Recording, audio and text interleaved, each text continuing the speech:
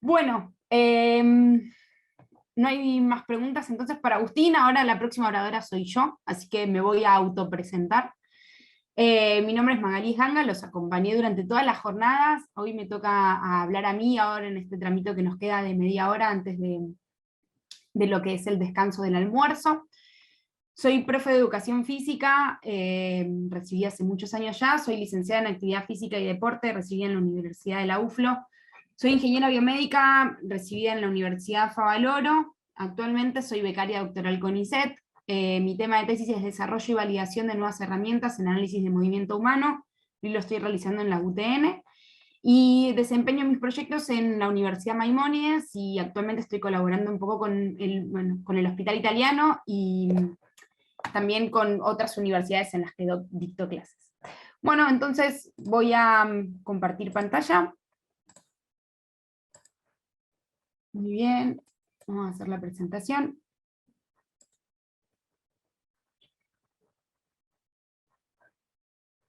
Se ve la vista del orador otra vez. A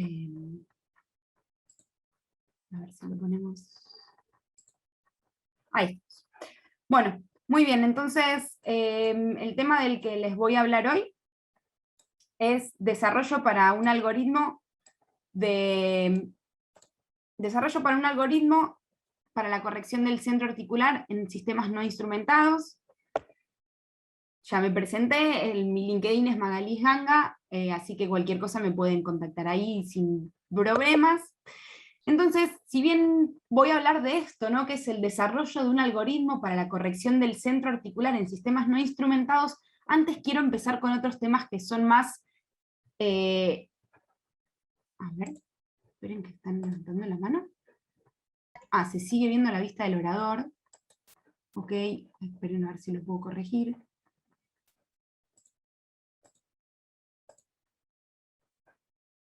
Ahí, Martina, avísame si se ve bien. Ahora sí. Listo, gracias, Agustín. Muy bien. Bueno, entonces, perfecto. Antes de empezar con esto, quiero hablar de otras cosas que son como que vienen por alrededor de lo que es este desarrollo, pero que lo necesitamos para poder entender de qué estamos hablando cuando hablamos de desarrollo y qué es lo que queremos apuntar cuando hablamos de desarrollar herramientas o queremos validar algoritmos. Entonces,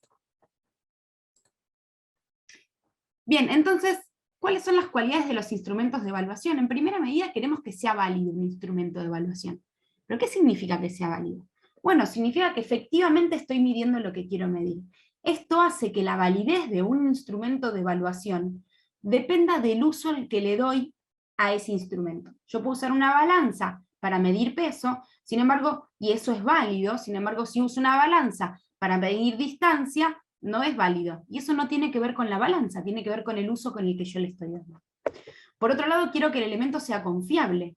¿Qué significa? Que sea consistente y que sea repetible el resultado de esa prueba. Si yo evalúo hoy y no cambia el parámetro que yo evalué, quiero que el resultado sea el mismo. ¿Sí? Esto significa confiabilidad, que pueda repetir ese resultado.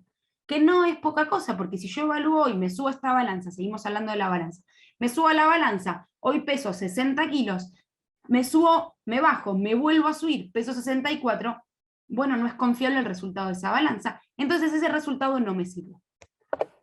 Por otro lado, quiero que sea objetivo. ¿Qué significa que sea objetivo? Que sea independiente del evaluador. Para que sea independiente del evaluador, tiene que ser, bueno, objetivo, obviamente, estoy repitiendo esta palabra, ¿no? Pero esto es súper importante porque si es dependiente del evaluador, no voy a poder utilizar ese resultado, ni lo voy a poder comparar contra otros, porque no me está hablando tanto del atleta o del deportista o de la variable que yo medí, sino que me está hablando del evaluador que consideró esa variable y que la evaluó, o sea, que adquirió esa medición. Entonces tampoco me sirve. Y en última instancia, lo que estoy buscando es precisión. La precisión es la relación entre la validez y la confiabilidad de un instrumento de evaluación. Y eso es lo que busco cuando yo desarrollo, cuando yo evalúo instrumentos de evaluación dentro de cualquier ámbito. En este caso estamos hablando del ámbito de lo que es lo deportivo, de lo que es el análisis de movimiento, pero esto es aplicable a cualquier ámbito. Bien, entonces hablemos de motion capture, porque lo que estamos hablando nosotros es de análisis de movimiento. La técnica más importante o gold estándar de análisis de movimiento es motion capture, ¿sí? Fíjense, esto es sacado de PubMed, ¿sí? Lo saqué ayer, obviamente cuando terminé de preparar la presentación. Fíjense el desarrollo exponencial que hubo en el último tiempo, ¿sí? Desde el año 73, que es la primera vez que aparecen estos datos, o esta palabra, hasta el año 2022. Esto nos indica de que es una tecnología altamente utilizada, desparramada por el mundo, ¿sí? Entonces nos está diciendo que esto es algo de lo que se está hablando actualmente. Entonces, ¿qué pasa si trabajamos sobre esto? Bueno, nos vamos a subir a esta ola que viene de desarrollo dentro de lo que es el análisis de movimiento. Pero, ¿cuáles son los sistemas más utilizados de análisis de movimiento? Y dentro de los sistemas ópticos podemos hablar de dos sistemas distintos. El sistema de video, que es este sistema que tenemos acá a la izquierda, ¿no? Que nos habla de un único plano, el plano X, y no nos habla de profundidad. Entonces nosotros perdemos la consideración de si estamos hablando de un rectángulo de papel, un cuadrado de papel, o si estamos hablando de un cubo, como vemos en este otro que está a la derecha, donde podemos conocer la profundidad de ese objeto que estamos evaluando.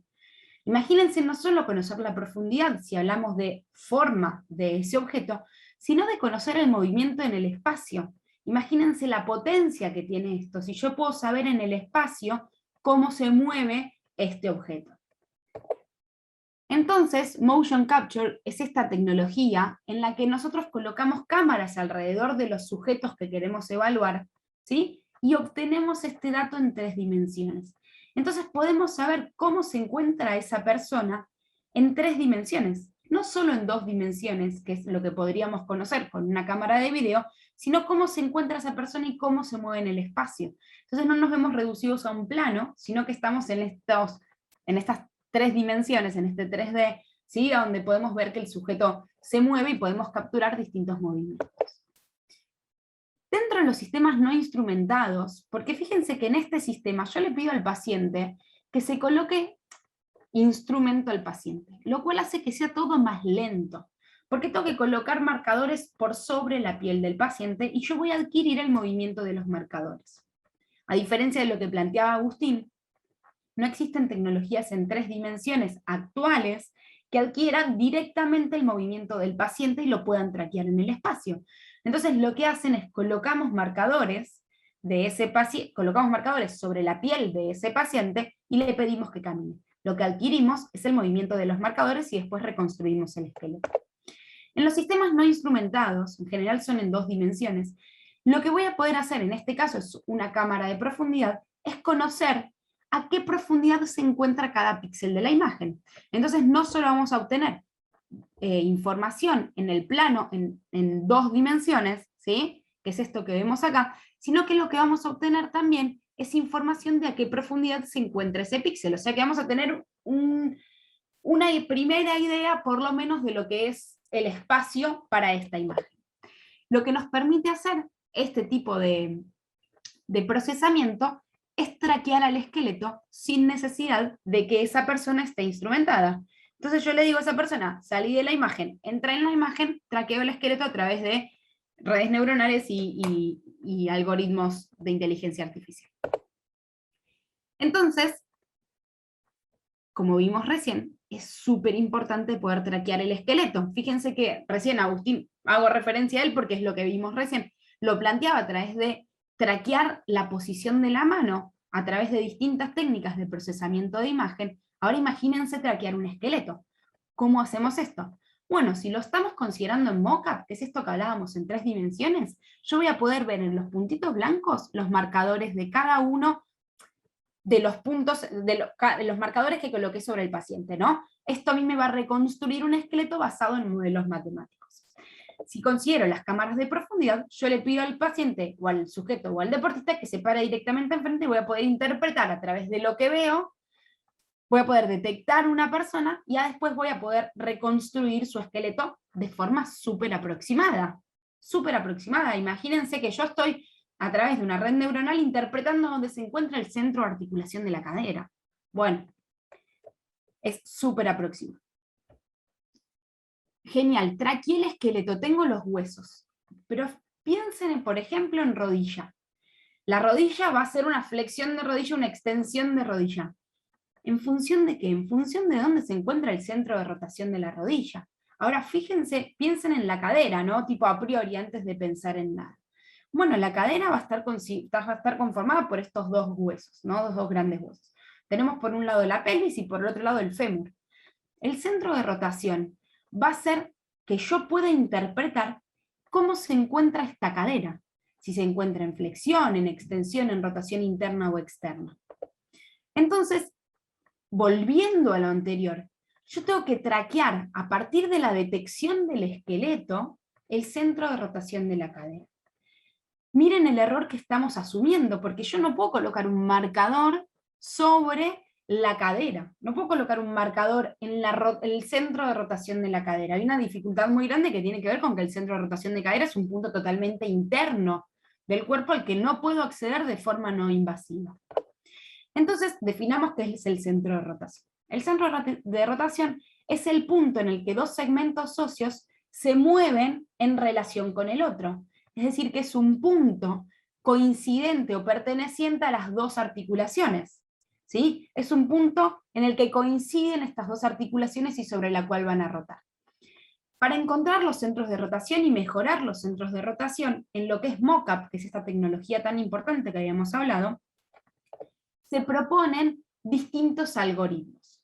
Este es el SCORE, vamos a hablar muy poquito, ¿sí? Que lo que busca es el centro de rotación de una articulación esférica de manera dinámica, ¿sí? A través de distintas aproximaciones matemáticas, que no es el objetivo de la charla, lo que hace es determina el centro de rotación de esta articulación y determina un centro de rotación para cada uno de los dos segmentos. Es decir, determina un centro de rotación para el fémur y un centro de rotación para la pelvis. Este punto va a decir, este punto es el mismo. Si bien es un punto que pertenece a la pelvis, es un punto que pertenece al fémur, lo que voy a decir es, decime cuál es la distancia mínima entre estos dos puntos, y ese nuevo punto va a ser el centro de rotación articular. ¿Sí? Entonces esta es una técnica que desarrollaron los ingenieros para mejorar la adquisición de datos y para mejorar el procesamiento de datos que después le llega al kinesiólogo o al médico, ¿sí? Que es un poco lo que hablábamos esto de lo traslacional de la tecnología, de poder encontrar un problema, detectarlo y después mejorarlo, pero orientarlo al usuario final que va a ser el kinesiólogo que va a interpretar estos datos. Por otro lado, tenemos otro gran error que es el soft tissue artifact. Imagínense que tenemos marcadores colocados sobre la piel del paciente y lo que nosotros queremos detectar realmente es el movimiento del hueso subyacente a este marcador o a esta piel. Nosotros no queremos detectar cómo se mueve el marcador, queremos detectar cómo se mueve el fémur o cómo se mueve la pelvis. ¿Qué pasa con esto? Y vamos a tener un error de soft tissue artifact, que es este tejido blando que tenemos entre el hueso que nosotros queremos medir y la piel. Entonces, hay otras propuestas que lo que hacen es el Optimal Common Shape Technique, que lo que hace es reducir el soft tissue artifact a través de la rigidización de segmentos. Dice, estos tres marcadores corresponden a un mismo segmento, se deberían de mover de forma simultánea, digamos, se deberían de mover todos hacia el mismo lado. En este sentido, lo que vamos a obtener es esta reducción del ruido generado por este soft tissue artifact. Entonces, ¿cuál es la propuesta? Recién hicimos como toda una presentación de cuáles son los problemas que tenemos, hacia dónde están orientados, qué es la tecnología, qué es lo que queremos buscar con esta tecnología. Pero ahora hablemos de qué estamos proponiendo con este desarrollo de este algoritmo, ¿no? Entonces lo que queremos es evaluar la factibilidad de aplicar técnicas usadas con marcadores para determinar la ubicación del centro articular en tecnologías sin marcadores. Dicho con otras palabras, queremos mejorar una tecnología económica, portable, a través de técnicas matemáticas para procesar datos que se usan con herramientas que no son ni portables ni económicas.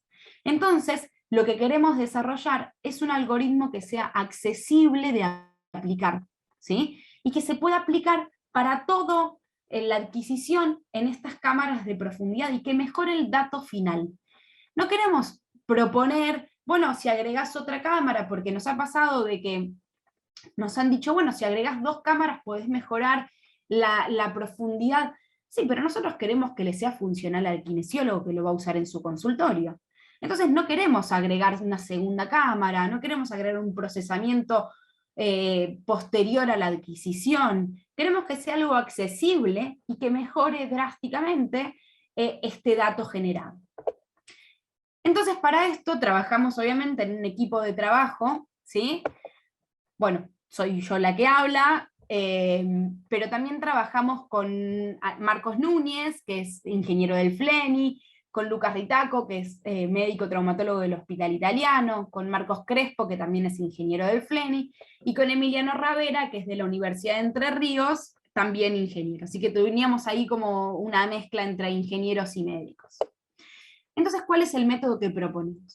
Bueno, como es una etapa inicial, digamos, de este estudio, lo hicimos en una sola participante, mujer, sin impedimentos físicos, lo que queríamos era evaluar la factibilidad.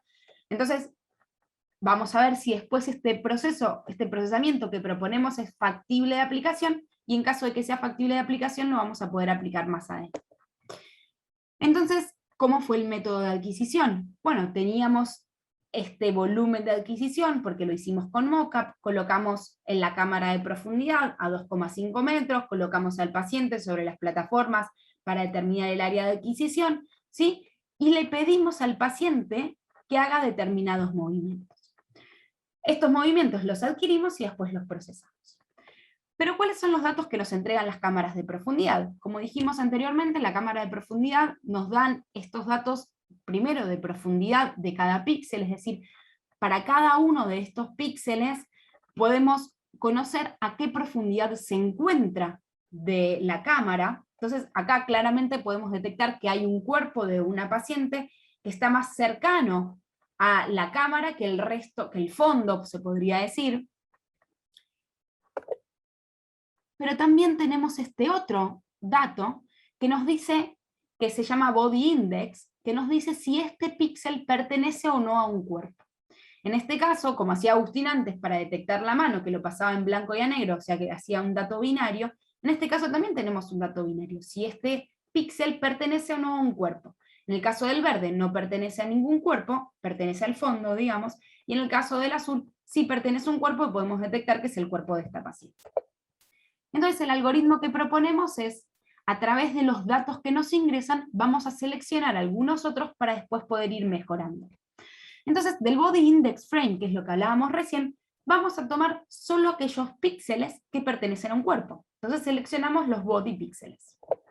Por otro lado, del cuadro de profundidad, vamos a tomar a qué profundidad se encuentran estos píxeles en el espacio. Es decir, del cuadro de profundidad a través del Coordinate Mapper, que es una funcionalidad que tiene la Kinect, podemos detectar este píxel en qué ubicación del espacio se encuentra respecto de la cámara Kinect.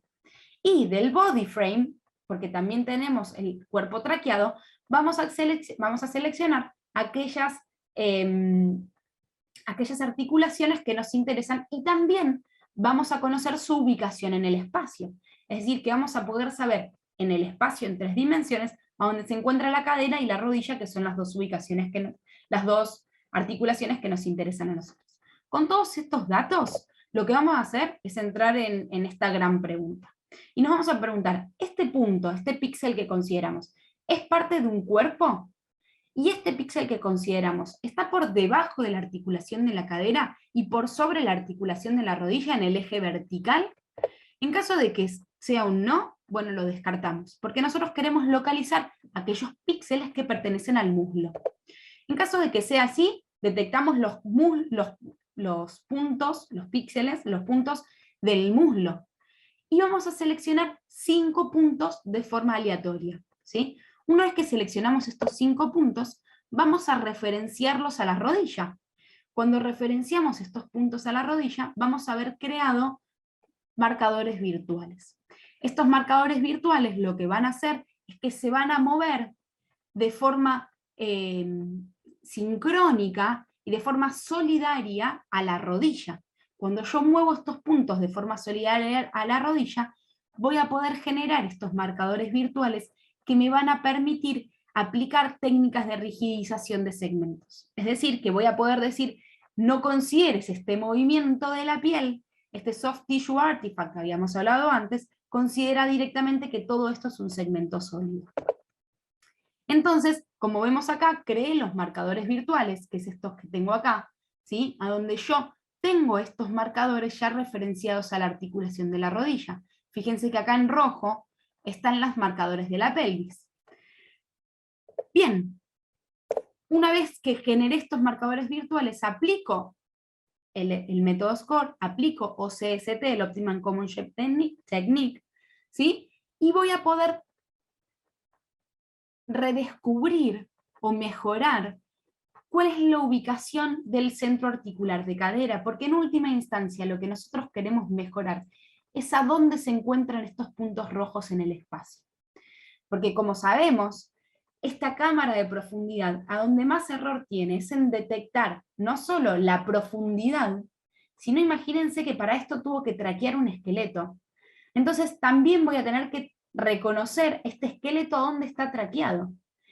Entonces, si yo mejoro esta ubicación, voy a poder después mejorar cuáles son los resultados, por ejemplo, de lo que es flexión de rodilla, flexión de cadera, abducción de cadera, y cuáles son los movimientos o los grados que se mueve ese paciente, que en última instancia esto es lo que detecta el kinesiólogo, y es lo que interpreta y es en función de lo que va a hacer después estas técnicas, la interpretación del resultado clínico. Entonces, ¿cuáles son los resultados? Bueno, teníamos por un lado este resultado, fíjense que en el eje vertical vamos a tener la coordenada X, la coordenada Y y la coordenada Z, y en el eje horizontal, en este caso vamos a ver cuál es el resultado de, por ejemplo, lo obtenido con mockup, ¿sí? Que es esta tecnología principal, digamos, este gold estándar con el que vamos a hacer. Entonces podemos ver que la cadera se encuentra acá, el centro de ubicación de la cadera está acá, ¿sí? Bien, perfecto. Ahora, ¿qué pasa cuando tomo el dato de Kinect? Fíjense el dato de Kinect crudo, cuán lejos se encuentra de este otro dato que vemos acá adelante. ¿Sí? ¿Qué pasa si yo a Kinect le aplico la calibración funcional, que son estas dos técnicas con las que les estuve contando recién? Fíjense cómo mejora el resultado, y no solo disminuyo la variabilidad, ¿sí? Sino que me acerco mucho más al gol estándar real de este proceso, ¿no? de esta ubicación del centro articular de cadera.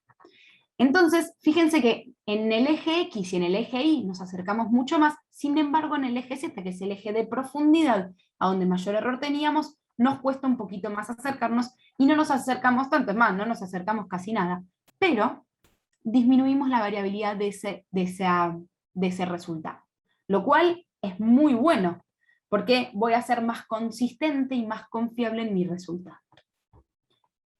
Entonces, para ir cerrando, hoy estuvimos hablando en esta pequeña charla de lo que son las cualidades de las herramientas. Hablamos de validez, de confiabilidad y de objetividad. Hablamos de que la tecnología aumenta su uso y viene siendo cada vez más utilizada. Hablamos del uso de la tecnología a nivel mundial. Después hablamos de cuáles son los dos tipos de tecnología que teníamos, si hablábamos de algo que es en un único plano, uniplanar, o hablábamos de esto que es en el espacio, ¿no? En 3 dimensiones, en estos 3 planos que tenemos. Después hablamos de la dificultad en el traqueo del esqueleto. ¿Cómo puedo traquear y cuáles son los errores que podíamos tener? Hablamos de cuál es el centro de rotación y cómo yo obtengo este centro de rotación, por ejemplo, para la cadera, y cuáles son las dificultades que tenemos. También hablamos de cuál era la propuesta que veníamos a hacer desde este trabajo y desde esta presentación que hacíamos. Hablamos del equipo de trabajo, obviamente que para mí es infaltable, esto no puede faltar nunca, este equipo de trabajo multidisciplinario en el que ya hablamos en toda la jornada de hoy. Hablamos del método, describimos un poquito el método y hablamos de los resultados. Y todo esto está genial, porque dijimos que era factible de aplicar, dijimos que mejora, pero ¿qué hacemos con este resultado desde lo que es la práctica, no? Entonces nos preguntamos, bueno, ¿y ahora qué? ¿Y para qué nos sirve todo esto? Y todo esto tiene que ver con que tenemos que medir para después poder comparar este resultado, para replantear un tratamiento, una aproximación médica, para después poder implementar y para después poder volver a medir. Entonces todo esto habla de lo que es medicina basada en evidencia. Y lo que digo siempre, la medicina basada en evidencia, desde el lado de los ingenieros es espectacular, porque nos basamos en números, disminuimos el error, mejoramos la ubicación del centro de gravedad. Sin embargo, todo esto tiene que estar aplicado y tiene que estar orientado a lo que es la interpretación terapéutica. Y eso corre por parte de los kinesiólogos, por parte de los médicos, por parte de los terapistas ocupacionales. Entonces creo que como ingenieros nos tenemos que apoyar mucho en esto, tenemos que apoyar mucho en cuáles son las preguntas que surgen desde la clínica, en cómo podemos aplicar esto, cómo podemos mejorar, cómo podemos ser cada vez más minuciosos, más objetivos, más confiables, y en última instancia cómo ser más precisos. Pero todo esto tiene que estar siempre orientado a lo que es la aplicación del paciente, ¿sí? Y aplicar esta investigación a lo que es el ámbito translacional para poder aplicarlo y para poder, que en última instancia, como hablábamos con Eloisa, que esto sirva para la aplicación, que esto sirva para la calidad de vida de los pacientes, ¿no? O para la mejora de la performance deportiva, o para la mejora de la calidad de vida del paciente. Así que, bueno, con esto cierro. No sé si tienen alguna pregunta o si hay alguna pregunta en el chat. Ah, bien, Santiago hace una pregunta, así que la respondo. ¿Existen algunas, a ver, voy de vuelta. ¿Existen algunas iniciativas de tracking 3D a partir de una cámara? ¿Lograron probar alguna de ellas o abordaron únicamente por Kinect y por profundidad? Bien, sí, existen, está el Mimic, creo que se llama, la verdad es que todavía no tuve oportunidad de trabajar. La verdad es que desde la experiencia personal trabajando únicamente con Kinect, que es esta cámara de profundidad que les comentaba antes, la situación que tenemos es esto, ¿no? Es esta incapacidad, no hablamos de los errores que tienen las cámaras de profundidad porque no nos daba el tiempo, pero imagínense que una cámara de profundidad lo que podemos trabajar, si bien tenemos esta profundidad, podemos trabajar casi en un único plano, porque si yo hago una sentadilla, o si yo hago que alguna parte de mi cuerpo ocluya otra parte de mi cuerpo, les es difícil al procesador traquear el cuerpo. ¿Sí? Imagínense que yo estoy sentado y la cámara la tengo de frente, es muy difícil, por ejemplo, traquear en qué ubicación del espacio se encuentra la cadera, porque estoy auto-ocluyendo mi cadera. Entonces, en este sentido, en lo que más trabajamos es en planos frontales o en planos sagitales. Ahora el trabajo, como lo estamos expandiendo un poco, estamos viendo de hacer un análisis en otros ángulos, no solo en frontal o en sagital, sino en hacer una adquisición en 45 grados. Creemos que a priori este es el que más dato nos va a dar, ¿sí? Colocar la Kinect a 45 grados va a hacer que podamos detectar mejor distintos puntos del cuerpo, distintos centros de rotación. Entonces la idea es abordarlo desde ahí. No sé si, Santiago, si eso responde tu pregunta.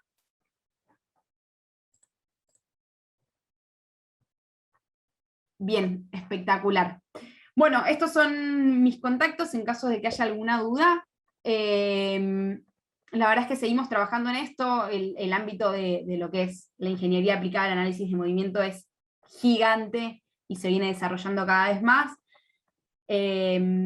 Y la idea siempre, obviamente, como estamos en esta situación país, es poder brindarle herramientas a los kinesiólogos y a los preparadores físicos y a los médicos que no sean tan inaccesibles, porque muchas veces la mayor inquietud es cómo lo resolvemos desde un punto de vista más económico, porque muchas de estas tecnologías son inaccesibles para cualquier consultorio kinésico. Así que bueno, la idea es seguir trabajando en esa línea. No sé si si no hay más preguntas, vamos a terminar, voy a dejar de presentar, me pasé de diapo. Y lo que vamos a hacer es, nos vamos a encontrar nuevamente a las 13:30 para continuar con todo lo que es el bloque que sigue. El primer bloque va a ser evaluado más a lo que es el análisis de movimiento clínico, que es de 1 hora y media. Van a estar Marcos Crespo, Agustina Monzón y Aníbal Fernández Peterson, Y en el segundo bloque, que también va a ser de 1 hora y media con charlas de media hora, vamos a orientarnos más a lo que es el análisis de movimiento deportivo, y va a estar Mariano Fernández, Oscar Roncio y Carla Gam hablando de todo lo que es tecnologías aplicadas al análisis de movimiento deportivo. Así que, sin más, nos vemos de vuelta en 1 hora, descansen, obviamente tomen energía, consuman mucha verdura, fruta, caminen, muévanse, porque estar mucho tiempo sentado no nos sirve, no nos suma, así que nos vemos de vuelta en 1 hora y media. En 1 hora, perdón. Muchas gracias y nos vemos a la